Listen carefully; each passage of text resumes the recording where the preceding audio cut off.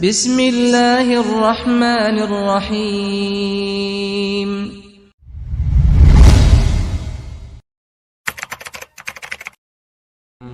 Warahmatullahi wabarakatuh.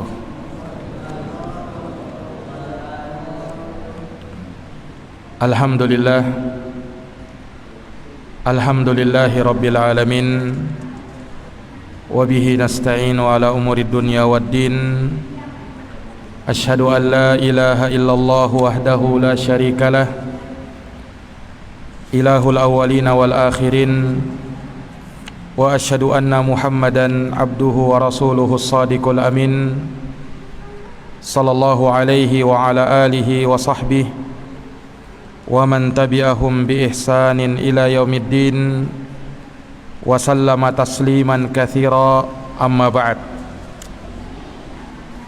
Subhanaka la ilma lana illa ma 'allamtana innaka antal alimul hakim.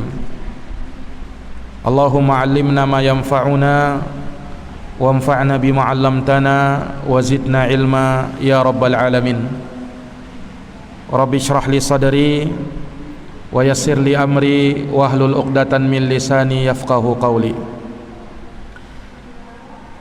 Ma'asyaral muslimin, bapak-bapak, hadirin wal hadirat, jamaah salat maghrib yang dimuliakan oleh Allah Subhanahu wa taala. Alhamdulillah, alhamdulillahi bi ni'matihi tatimmus shalihat.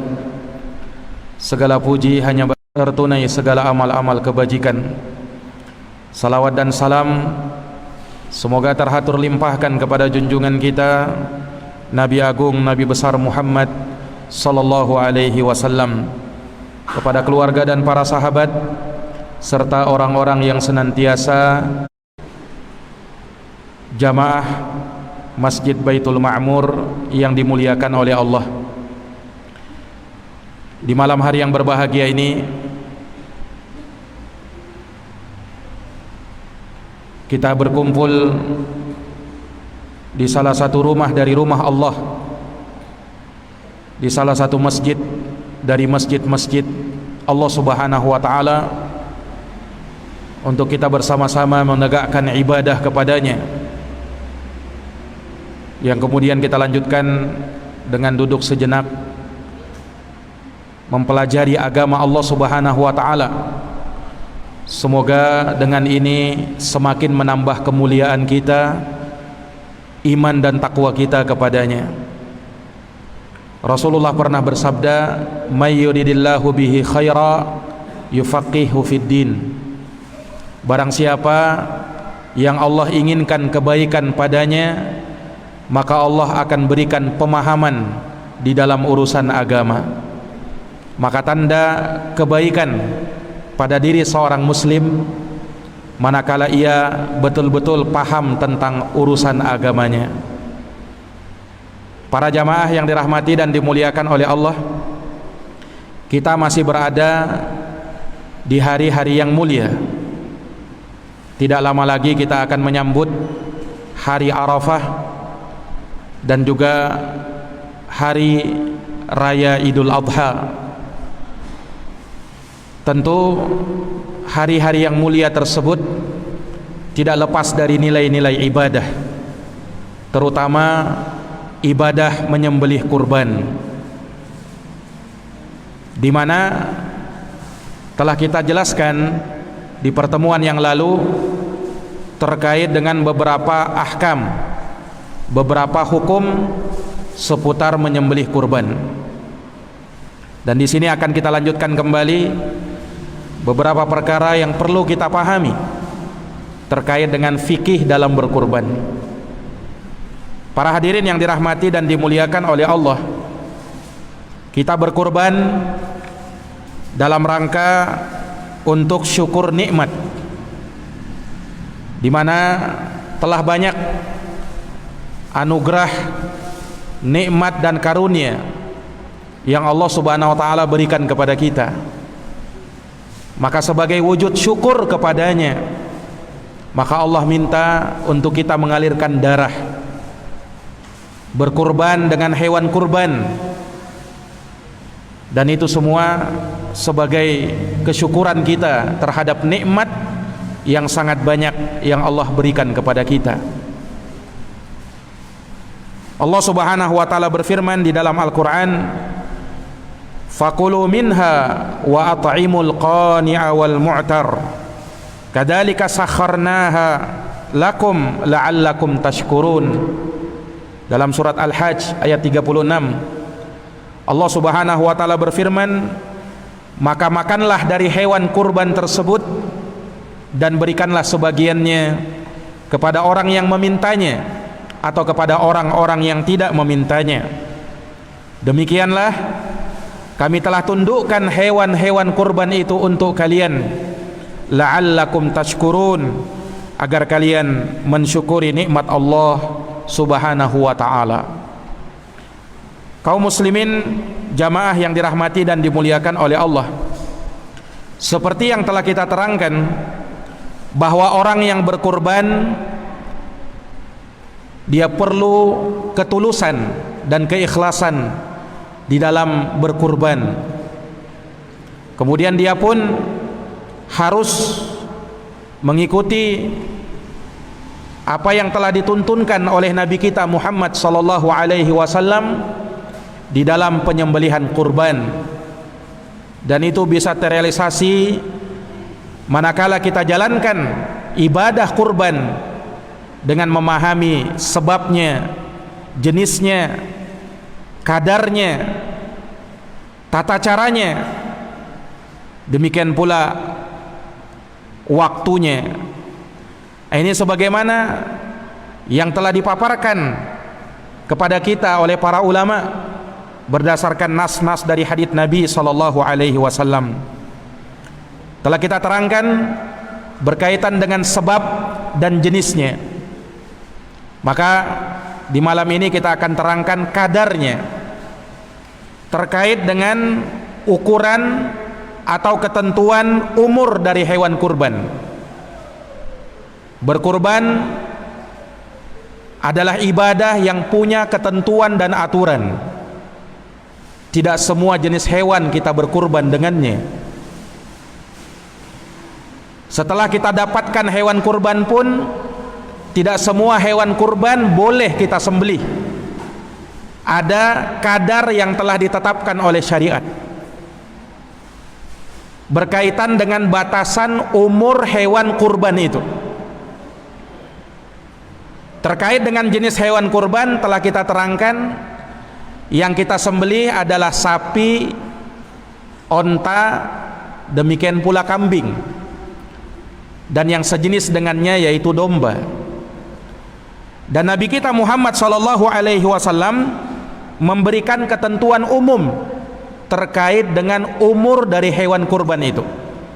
Disebutkan dalam hadis sahih riwayat Imam Muslim, Rasulullah sallallahu alaihi wasallam bersabda, "La tadhbahu illa musinnah, illa ayyasura alaikum fatadhbahu jaza'ah minadh dha'ni." Kata Rasulullah sallallahu alaihi wasallam, janganlah kalian menyembelih hewan kurban kecuali yang telah mencapai umur musinnah.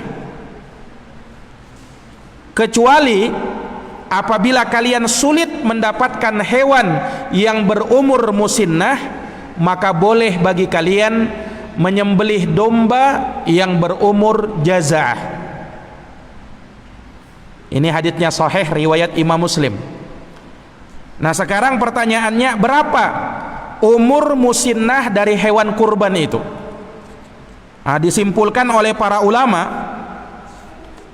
dari berbagai madhab, yang mana kesimpulannya bahwa untuk hewan yang merupakan onta, maka yang dikatakan umur musinnah yaitu atsani minal ibil, kata ulama, yaitu onta yang berumur 5 tahun dan sudah masuk atau jalan tahun yang ke-6.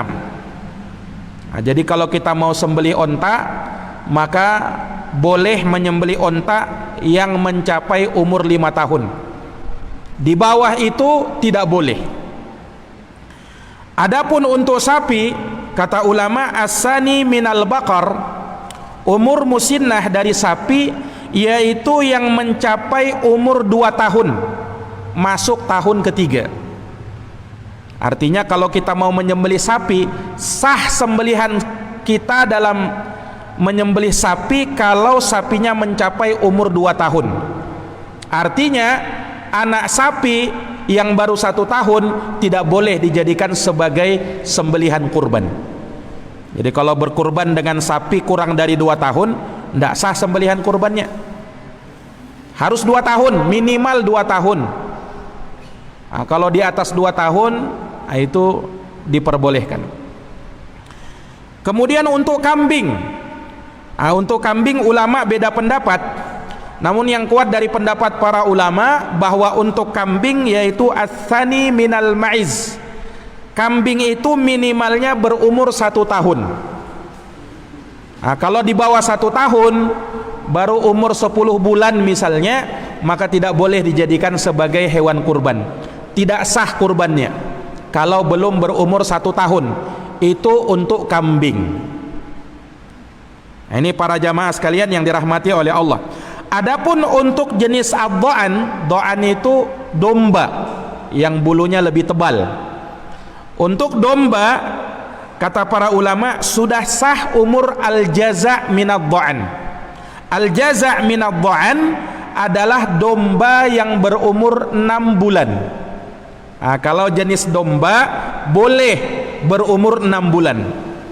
Kalau di bawah 6 bulan tidak boleh. Nah, ini para jamaah yang dirahmati dan dimuliakan oleh Allah. Inilah kesimpulan dari umur-umur hewan kurban itu.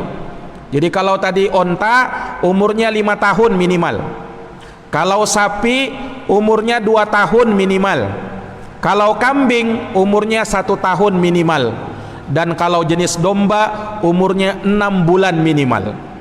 Di atas itu boleh, di bawah itu tidak boleh dan tidak sah menjadi hewan kurban. Para jamaah yang dirahmati dan dimuliakan oleh Allah, seperti yang telah diterangkan oleh para ulama, dijelaskan oleh Imam An-Nawawi, ulama besar dari madhab Syafi'i, beliau menukil ijma' kesepakatan ulama bolehnya menyembelih hewan kurban dari jenis betina. Itu boleh, kata Imam Nawawi, menurut kesepakatan ulama. Hanya saja kurang afdol kalau menyembelih yang betina. Afdolnya, utamanya menyembelih yang jantan. Ini para jamaah yang dirahmati oleh Allah. Kenapa boleh betina? Nah, ini kata para ulama terkait dengan hal ini, sebab diperbolehkan juga kalau ada orang akikah menyembelih hewan akikah untuk anak yang lahir, boleh dengan kambing yang betina. Disebutkan dalam sebuah hadis dari Ummu Kurzin, dikatakan anil gulami syatani wa anil jariyati syatun. Sembelihlah hewan akikah untuk anak laki-laki 2 kambing dan untuk anak perempuan 1 ekor kambing. La yadurrukum dukranan kunna au inatha. Boleh kalian sembelih kambing jantan dan boleh juga kalian sembelih kambing betina. Nah, jadi pada hewan akikah boleh. Nah, kata Imam Syirazi rahimahullah, kalau diperbolehkan untuk menyembelih hewan akikah dari jenis betina, maka boleh juga menyembelih hewan kurban dari jenis betina, sekalipun kurang afdol. Artinya kalau tidak ada, ya apa boleh buat. Nah, ini para jamaah yang dirahmati dan dimuliakan oleh Allah. Maka ulama menyimpulkan, hewan kurban yang paling minimal atau yang paling murah, misalnya kita tidak punya uang kecuali ya untuk menyembelih hewan kurban ini, maka diperbolehkan. Ukuran minimalnya kita sembelih dari jenis betina dan dari domba yang umur 6 bulan. Nah, itu yang paling murah itu. Karena kan kalau jantan dengan betina yang paling murah betina. Kalau domba semakin muda dia semakin murah dia. Boleh minimalnya kita berkurban dengan jenis itu. Rasulullah bahkan pernah bersabda, nikmatul udhiyah al-jaz'u minadh-dha'ni. Dalam hadis sahih riwayat Imam Ahmad, kata Rasulullah, sebaik-baik hewan kurban adalah dari jenis domba yang berumur jaza'ah, yaitu minimalnya 6 bulan. Minimalnya 6 bulan. Nah, ini para jamaah yang dirahmati dan dimuliakan oleh Allah Subhanahu wa taala. Kemudian ulama juga menerangkan terkait dengan cacat-cacat hewan kurban. Artinya tidak boleh kita menyembelih kurban kalau hewan kurban kita cacat. Nah, ini juga mempengaruhi keabsahan hewan kurban kita. Rasulullah pernah bersabda dalam hadis riwayat Imam Malik, Imam Ahmad, Imam Abu Daud, Tirmizi, Imam An-Nasai dan Imam Ibnu Majah,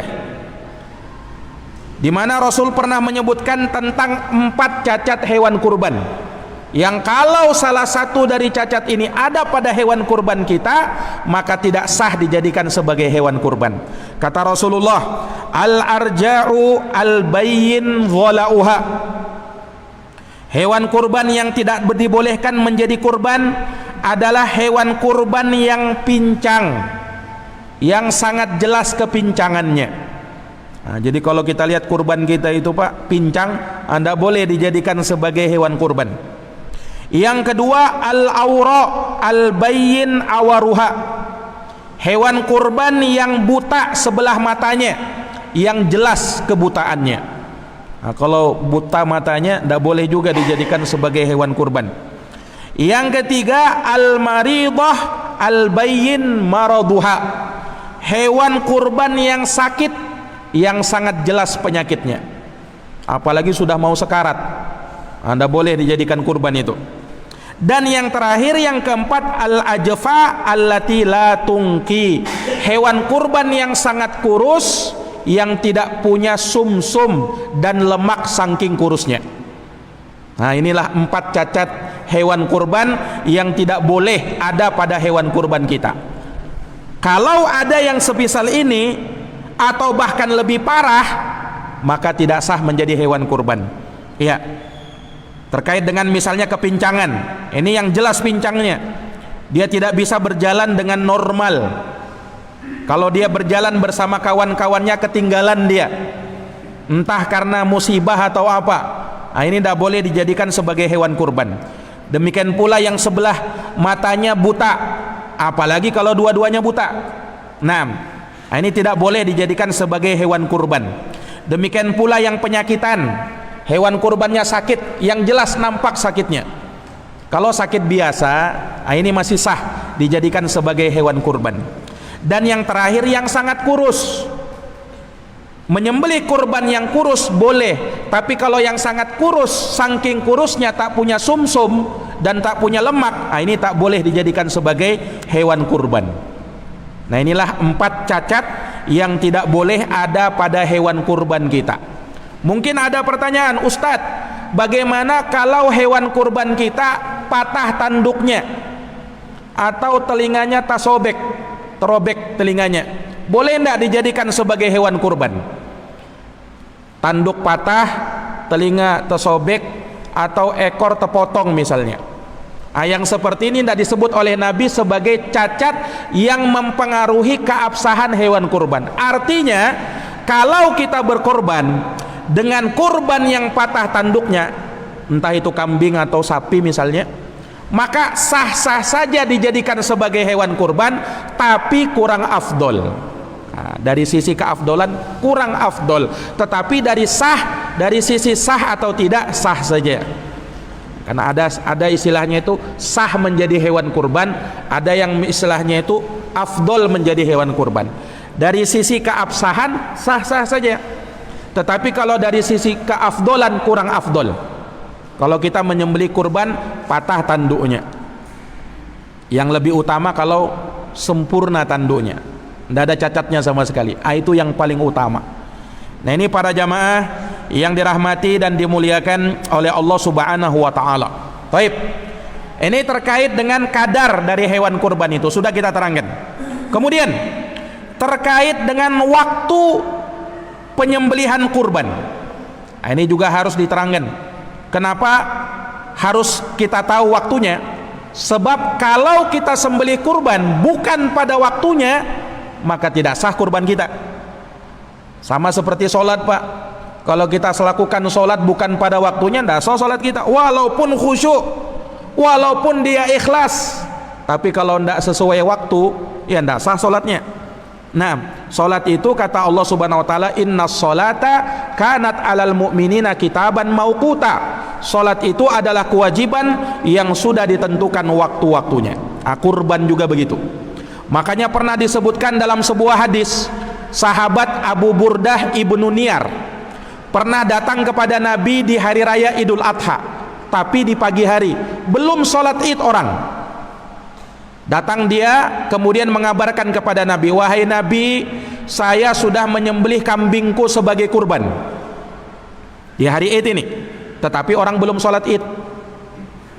Apa kata Nabi SAW? Syatuka syatulahmin, kambingmu tidak dianggap sebagai kambing kurban, kambingmu cuman kambing biasa, kata Nabi. Lah kenapa? Bukan karena Abu Burdah tidak ikhlas dalam menyembelih kurban, tidak ikhlas dia, tetapi dia lakukan belum waktunya. Harusnya kau sembelih kurbannya nanti setelah sholat id. Kalau sebelum sholat id tidak sah kurbanmu. Nah, ini para jamaah yang dirahmati oleh Allah. Makanya para ulama menerangkan tentang waktu menyembelih kurban. Kapan? Dijelaskan dalam hadis Al-Bara ibnu Azib, yang hadits ini diriwayatkan oleh Imam Bukhari dan Imam Muslim. Rasulullah pernah bersabda, inna awwala ma nabda'u bihi fi yaumina hadha nusalli thumma narji fananhar faman fa'ala dhalika faqad asaba sunnatana wa man dabaha fa innama huwa lahmun qaddamahu li ahli laysa minan nusuki fi syai'. Ini sabda Rasul sallallahu alaihi wasallam. Sesungguhnya yang pertama kita mulai di hari id ini adalah kita sholat terlebih dahulu, sholat id. Thumma nanhar, thumma narji fananhar. Lalu kita pulang dari sholat id, kemudian kita sembelih kurban kita. Nah, jadi sholat id dulu, baru setelahnya boleh menyembelih kurban. Faman fa'ala dalik, siapa yang melakukan itu, yakni dia sembelih setelah sholat id, maka dia telah mencocoki sunnah kami. Namun siapa yang menyembelih sebelum itu, maka itu cuma daging biasa yang kau sembahkan, yang kau berikan kepada keluargamu, tidak teranggap sebagai hewan kurban. Ini para jamaah yang dirahmati dan dimuliakan oleh Allah Subhanahu wa Ta'ala. Maka ini jelas menunjukkan kepada kita bahwasanya penyembelihan kurban itu nanti dilakukan setelah sholat id. Nah, kan kita tahu setelah sholat id khatib berkhutbah, menyampaikan khutbah idnya. Apakah boleh kita menyembelih kurban sementara khatib masih berkhutbah? Jawabnya boleh, karena syaratnya itu nanti setelah selesai sholat id diperbolehkan. Tetapi utamanya nanti setelah khatib selesai khutbahnya, baru kita nanti menyembelih kurban. Utamanya seperti itu. Sekalipun sudah boleh kata ulama kalau misalnya sudah selesai sholat id. Para jamaah yang dirahmati dan dimuliakan oleh Allah, kalau kita tahu itu batas awalnya menyembelih kurban di hari id, tanggal 10 Dzulhijjah, setelah kaum muslimin menjalankan sholat id. Tidak boleh sebelum itu. Terus batas akhirnya sampai mana, Ustadz? Ulama beda pendapat. Sebagian ulama berpendapat batas akhirnya tanggal 12 Dzulhijjah. Itu pendapat sebagian ulama. Tapi jumhur mayoritas ulama, diantaranya ini yang dianut oleh ulama madhab Syafi'i, bahwasanya akhir dari penyembelihan kurban adalah akhir dari ayyamut tasyrik, yaitu tanggal 13 Dzulhijjah. Nah, ketika matahari sudah terbenam di tanggal 13, itu sudah hari terakhir itu. Tidak boleh lagi menyembelih kurban setelah itu. Tidak boleh lagi menyembelih kurban setelah itu. Nah, jadi waktu kita menyembelih kurban itu Pak 4 hari. Tanggal 10 hari raya Idul Adhanya, tanggal 11, tanggal 12, tanggal 13. Batas akhirnya tanggal 13. Naam. Setelah itu tidak boleh lagi menyembelih kurban kecuali kalau ada uzur. Nah, kalau ada uzur syar'i boleh dikodok. Boleh dikodok nanti setelah tanggal 13. Para jamaah yang dirahmati dan dimuliakan oleh Allah, yang paling utamanya menyembelih kurban tanggal 10 itu. Itu paling utamanya. Kalau mampu dihabiskan hewan kurban disembelih tanggal 10 itu paling utamanya. Tapi kalau misalnya terlalu banyak hewan kurban kita misalnya ya, sementara waktu tidak mencukupi, boleh di hari ke-11, boleh di hari ke-12, terakhir di hari ke-13 Dzulhijjah. Nah, ini para jamaah yang dirahmati dan dimuliakan oleh Allah. Dan ini berdasarkan hadis Nabi sallallahu alaihi wasallam dari sahabat Nubaisyah Al-Hudali, kata Rasulullah, ayyamut tasyriq ayyamu aklin wa syurbin wa dzikrin lillah. Hari-hari tasyrik, tasyrik itu Pak, hari 11, 12, 13 Dzulhijjah adalah hari makan dan minum dan hari untuk berzikir menyebut nama Allah. Di hari itu masih diperbolehkan untuk menyembelih kurban. Nah, ini para jamaah yang dirahmati dan dimuliakan oleh Allah Subhanahu wa taala. Baik. Maka inilah yang dipaparkan oleh para ulama terkait dengan masalah waktu ya menyembelih kurban. Terkait dengan tempatnya. Tempat menyembelih kurban itu di mana? Tempat menyembelih kurban itu di mana saja? Ya, boleh dilakukan di tanah lapang ya, di tempat-tempat yang sudah ditentukan, tetapi kata ulama tidak boleh dilakukan di tempat-tempat kesyirikan, di tempat-tempat kemusyrikan, tempat-tempat penyembahan berhala. Itu tidak boleh. Disebutkan dalam sebuah hadis dari sahabat Thabit ibnu Dhahhak radhiyallahu an, ada salah seorang sahabat pernah bernazar mau menyembelih onta di daerah Buana di Arab sana. Tanya kepada Nabi, boleh ndak ya Rasul saya menyembelih onta saya di sana? Rasul tanya, Pak, kata Rasul, apakah di sana hal kana fiha wathanun min awthanil jahiliyah tu'bad? Apakah di sana ada berhala dari berhala jahiliyah yang disembah? Kata sahabat tadi, tidak ada ya Rasul. Taib. Wa hal kana fiha idun min a'yadihim? Apakah di sana ada hari Id dari hari-hari perayaan orang jahiliyah?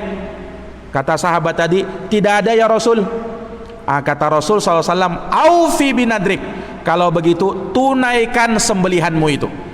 Fa innahu la wafa'a binadrin fi ma'siyatillah, sebab tidak ada pemenuhan nadar berupa penyembelihan di dalam bermaksiat kepada Allah Subhanahu wa taala. Kata ulama, ini menunjukkan bahwa menyembelih kurban itu di tempat-tempat yang diperbolehkan, yang tidak ada ritual-ritual kemusyrikan di dalamnya. Kalau ada ritual kemusyrikan di situ tidak diperbolehkan. Para hadirin yang dirahmati dan dimuliakan oleh Allah, kemudian terkait dengan tata cara penyembelihan kurban. Nah, ini juga dari perkara yang dipaparkan oleh para ulama. Sebelum itu, ulama menyebutkan bahwasanya seekor kambing yang disembelih oleh seorang itu sudah cukup untuk dirinya dan keluarganya. Artinya dia berkurban atas nama dirinya dan keluarganya dia ikutkan berserikat di dalamnya. Itu diperbolehkan. Para jamaah yang dirahmati dan dimuliakan oleh Allah, ini berdasarkan hadis Abu Ayyub Al-Ansari. Dikatakan oleh sahabat Abu Ayyub, kana rajulu fi ahdi Rasulillah sallallahu alaihi wasallam yudhhi bisyah anhu wa an ahli baitihi. Dahulu seorang laki-laki di masa Rasulullah, dia menyembelih kurban dengan seekor kambing untuk dirinya dan untuk keluarganya. Maksudnya keluarganya berserikat dalam pahala sembelihan seekor kambing tadi. Dan itu sama dengan 1/7 seseorang yang menyembelih sapi. Dia berserikat dengan 7 orang. Berarti kan masing-masingnya 1/7. Itu sama nilainya dengan seekor kambing. Para jamaah yang dirahmati dan dimuliakan oleh Allah, kalau ada yang bertanya, Ustadz, mana yang lebih utama? Apakah kita berkurban atau bersedekah dengan nilai kurban itu? Misalnya berkurban ya dengan harga 3 juta per orangnya, misalnya begitu. Mana yang lebih utama? Apakah kita berkurban atau kita sedekahkan saja nilai 3 juta itu kepada fakir miskin berupa uang, bukan berupa hewan kurban? Mana yang lebih utama? Kata para ulama, yang lebih utama tentu saja berkurban. Karena kan yang namanya sedekah itu dilakukan kapan saja. Nah, sementara kalau kurban ini waktunya terbatas. Nah, sehingga lebih utama tentunya berkurban. Lebih utama tentunya berkurban. Dan ini dalam rangka mencontoh Rasulullah Shallallahu Alaihi Wasallam, di mana Rasulullah SAW di waktu itu beliau berkurban. Beliau Shallallahu Alaihi Wasallam berkurban. Para jamaah yang dirahmati dan dimuliakan oleh Allah Subhanahu Wa Taala. Kemudian ada juga satu masalah yang disebut oleh para ulama, dan ini juga banyak ditanyakan oleh kaum muslimin. Bagaimana kalau ada orang mau berkurban sekaligus dia niatkan untuk akikah? Kebetulan misalnya akikahnya pas bertepatan dengan sembelihan kurban. Boleh enggak dia niat sekaligus kurban sekaligus akikah? Ada 2 pendapat ulama dalam hal ini. Ulama beda pendapat, Pak. Sebagian ulama mengatakan boleh dan sah menjadi kurban dan sekaligus akikah. Tapi sebagian lain, dan ini pendapat dari ulama Malikiyah, Syafi'iyah, dan pendapat yang dikeluarkan atau satu riwayat dari Imam Ahmad, bahwa menyembelih kurban itu ibadah tersendiri, akikah itu ibadah tersendiri, tidak bisa digabung. Nah, itu pendapat ulama Syafi'iyah, dan itu yang lebih kuat. Kenapa jamaah sekalian? Karena kurban itu tidak sama dengan akikah. Walaupun sama-sama kambing, tapi waktunya berbeda. Kurban itu waktunya khusus, sementara berakikah juga waktunya khusus. Nah, sehingga tidak bisa digabung. Tidak bisa digabung antara akikah dengan kurban. Nah, kalau misalnya dia mampunya salah satunya saja, ya dia kurban saja dulu, akikahnya dia tunda nanti setelah dia mampu. Nah, itu para jamaah sekalian, karena yang namanya akikah kan boleh, sunnahnya memang di hari ke-7 setelah kelahiran. Tetapi kalau tidak mampu hari ke-7, boleh hari ke-14. Tidak mampu hari ke-14, boleh hari ke-21. Tidak mampu juga hari ke-21, kapan saja kau mampu maka silahkan berakikah. Nah, itu kata para ulama rahimahumullahu ta'ala. Para hadirin yang dirahmati oleh Allah, kemudian ulama juga membahas bagaimana hukum berkurban untuk orang yang sudah meninggal. Boleh enggak Ustadz berkurban untuk orang yang sudah meninggal? Ulama menyebutkan tentang hal ini, dan kata mereka tidak keluar dari 3 keadaan. Orang yang berkurban untuk orang yang meninggal atas nama orang yang meninggal itu tidak keluar dari 3 keadaan. Keadaan yang pertama, dia berkurban untuk dirinya yang masih hidup, tetapi dia niatkan juga untuk keluarganya yang sudah meninggal itu, dan ini diperbolehkan. Kalau dia berkurban untuk dirinya, dia niatkan pahalanya juga untuk keluarganya yang meninggal. Ini diperbolehkan.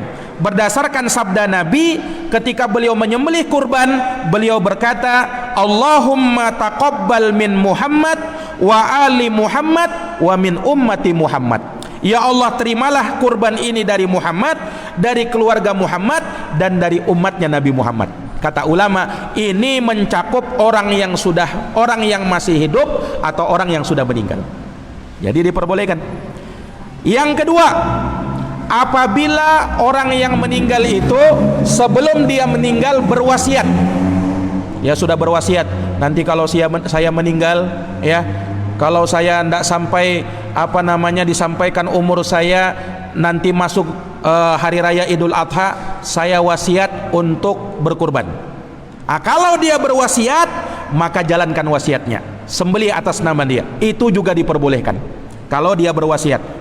Karena Allah berfirman dalam Quran, ya, faman baddalahu ba'da ma sami'ahu fa innama itsmuhu 'alal ladzina yubaddiluna innallaha sami'un 'alim. Kata Allah Subhanahu wa taala, barang siapa yang merubah wasiat itu setelah dia dengarkan, maka dosanya atas orang yang merubah wasiat itu.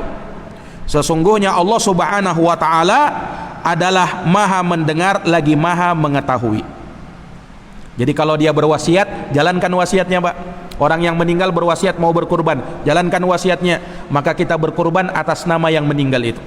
Yang ketiga, kalau dia tidak berwasiat, memang berkurban atas nama dia, atas nama yang meninggal ini, boleh enggak? Ulama beda pendapat dalam hal ini. Syekhul Islam Ibnu Taimiyah berpendapat bahwasanya berkurban untuk orang yang meninggal atas nama orang yang meninggal itu boleh, kata beliau. Itu diperbolehkan. Nah, itu diperbolehkan. Kenapa boleh? Karena itu sama saja dengan sedekah atas nama orang yang meninggal. Ulama sepakat bahwasanya apabila kita bersedekah atas nama orang yang meninggal, pahalanya sampai. Demikian pula kalau kita berkurban atas nama orang yang meninggal, pahalanya pun akan sampai. Nah, ini kata Syekhul Islam Ibnu Taimiyah rahimahullahu taala. Nah, hanya saja kata para ulama, berkurban atas nama orang yang meninggal menurut madhab Syafi'i itu kurang utama. Boleh tapi kurang utama saja, kata beliau. Ini dari madhab Syafi'i. Nah, wallahu taala alam bisawab. Itu kesimpulan tentang berkurban untuk orang yang meninggal. Jadi boleh saja tetapi kurang utama. Yang utama itu kurban itu untuk orang yang masih hidup. Nah, boleh dia ikutkan untuk orang yang meninggal dari sisi berserikat pahalanya. Nah, itu wallahu taala a'lamu bisawab. Para hadirin yang dirahmati dan dimuliakan oleh Allah Subhanahu wa taala, ya. Maka ini dari perkara yang dibahas oleh para ulama kita terkait dengan masalah berkurban untuk orang yang meninggal. Kemudian terkait dengan menyembelih hewan kurban yang bunting. Nah, misalnya kalau ada hewan kurban kita pas bunting dia, Pak, lagi hamil, boleh enggak menyembelih kurban yang lagi hamil? Jumhur ulama, mayoritas para ulama berpendapat boleh menyembelih kurban yang lagi bunting. Terus bagaimana dengan janinnya, Ustadz? Janinnya sesuai dengan sabda Nabi dari hadits Abu Sa'id Al-Khudri, zakatul janin zakatu ummih. Sembelihan janin adalah sembelihan induknya. Kalau induknya sudah kita sembelih, maka janinnya juga sudah mewakili sembelihan induknya, maka boleh juga dimakan itu. Nah, ini para jamaah yang dirahmati dan dimuliakan oleh Allah Subhanahu wa taala. Kemudian juga, ya, terakhir terkait dengan masalah adab penyembelihan kurban. Seorang yang berkurban disyaratkan menyebut nama Allah, yaitu membaca bismillah. Itu syarat. Kalau dia sembelih kurban dengan baca bismillah, sudah sah sembelihan kurbannya. Sunnahnya dia tambah dengan takbir, bismillah Allahu Akbar. Itu sunnahnya. Dan boleh juga menyebut nama orang yang berkurban. Misalnya dia mau sembelih kurban, dia baca bismillah Allahu Akbar, Allahumma taqabbal min Muhammad. Misalnya namanya Muhammad yang berkurban, maka dia sembelih dengan nama itu, Allahumma taqabbal min Muhammad. Kalau 7 orang, sebut 7-7-nya itu, Allahumma taqabbal min Muhammad wa fulan wa fulan wa fulan wa fulan, sampai 7 orang baru sembelih kurbannya. Itu juga diperbolehkan. Kata ulama, ketika kita menyembelih kurban, sebut bismillahnya jangan sampai ada jeda terlalu lama. Kalau dia sebut bismillah, kemudian dia masih kerja yang lain, masih mengasah pedangnya, masih mengasah pisaunya, baru dia sembelih, tidak boleh. Ulang lagi bismillahmu, karena bismillah itu sesaat sebelum menyembelih. Nah, ini bagaimana Ustadz kalau dia lupa baca bismillah? Kalau dia lupa baca bismillah, ulama beda pendapat. Yang kuat dari pendapat para ulama, kalau memang betul-betul karena lupa, tidak sengaja, lupa dia betul, maka sah-sah saja sembelihannya. Tetapi sebelum dimakan nanti dagingnya baca bismillah. Nah, makanya pernah disebutkan dalam sebuah hadis, ada daging dihadapkan kepada Nabi. Orang-orang ragu, apakah daging ini ketika disembelih baca bismillah atau tidak? Kata Nabi, makan saja, baca bismillah sebelum makan. Nah, itu sudah diperbolehkan kata Nabi Shallallahu Alaihi Wasallam. Kemudian ketika kita menyembelih kurban, sunnahnya baringkan dia dirusuk sebelah kirinya. Nah, direbahkan di sebelah kirinya, hadapkan ke kiblat. Kemudian orang yang menyembelih kurban menginjak bagian pangkal leher dari hewan kurban itu, bagian sininya diinjaknya. Nah, kemudian dia tajamkan pisau sembelihannya. Setelah itu dia gesekkan pisaunya dengan sangat cepat supaya hewan kurbannya tidak terlalu merasakan kepedihan di dalam sembelihan itu. Kita diperintahkan berbuat ihsan dalam menyembelih kurban. Innallaha katabal ihsana ala kulli syai. Allah perintahkan kita untuk berbuat ihsan dalam menyembelih kurban. Fa idza dabahtum fa ahsinud dzibaha. Kalau kau sembelih kurbanmu, maka berbuat baiklah kamu dalam menyembelihnya. Bagaimana caranya? Wal yuhidda ahadukum syafratah. Tajamkan pisau sembelihanmu, wal yurih dabihatah, dan percepat gesekan pisaumu supaya dia cepat beristirahat. Jangan kau sembelih dengan pisau tumpul. Nah, dan juga jangan juga terlalu banyak gesekanmu.